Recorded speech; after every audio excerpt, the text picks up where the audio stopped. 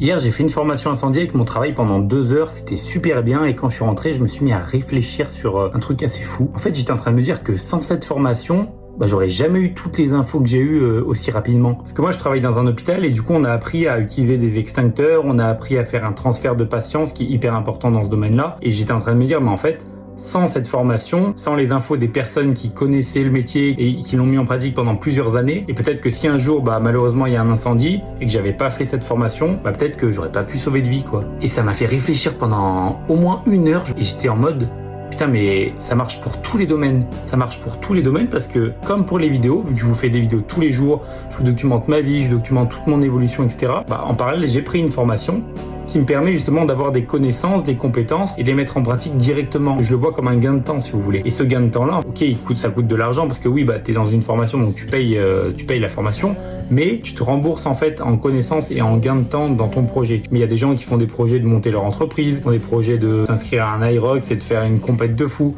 Et quand tu apprends en fait directement des personnes au lieu de l'apprendre par toi-même, tu gagnes un temps qui justement va te permettre d'aller plus vite dans ton process. Et ça, je m'en suis rendu compte que hier.